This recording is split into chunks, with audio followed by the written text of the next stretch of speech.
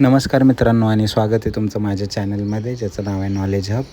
आणि आज महत्त्वाचा दिवस आहे आणि लॉटरीची जी प्रोसेस आहे ती ऑलरेडी स्टार्ट झालेली आहे.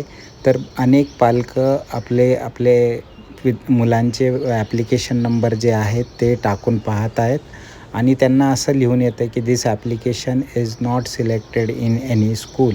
तर त्याच्या संदर्भात आज आपण डिस्कस करणार आहोत. तर चालू करूयात मूळ विषयाकडे.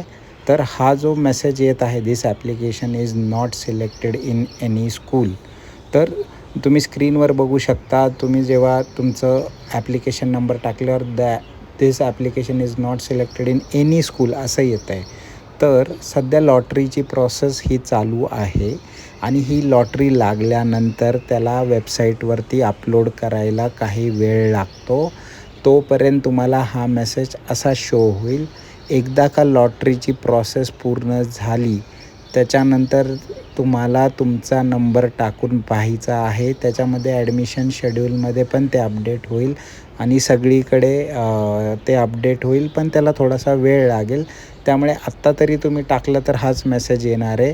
त्याच्यामुळे घाबरून जायचं नाही की लगेचच आपल्याला नंबर लागला नाही आहे. तर ही थोडा वेळ द्यायचा आहे अजून या प्रोसेसला. मे बी या प्रोसेसला काही टाईम लागू शकतो आणि एकदा ही प्रोसेस झाल्यावर वेबसाईटवर अपलोड होईल आणि अपलोड झाल्यावरतीच तुम्हाला कळणार आहे की तुमचा नंबर लागला आहे का वेटिंग लिस्टमध्ये का नॉट सिलेक्टेडमध्ये. तर चॅनलला सबस्क्राईब करून ठेवा. आपण अपडेट तर रेग्युलर देणारच आहोत, त्यामुळे चॅनलला नक्की सबस्क्राईब करा. आणि ही आत्ताची हे प्रश्न जे होते बऱ्याच पालकांना की आम्हाला असा मेसेज येतो आहे, तर अजून थोडा वेळ बघायचा आहे. अजून ही प्रोसेस चालू आहे आणि ह्याला थोडा वेळ लागू शकतो. त्यामुळे वाट पाहायची आहे आणि चॅनलला सबस्क्राईब करून ठेवायचं आहे. धन्यवाद.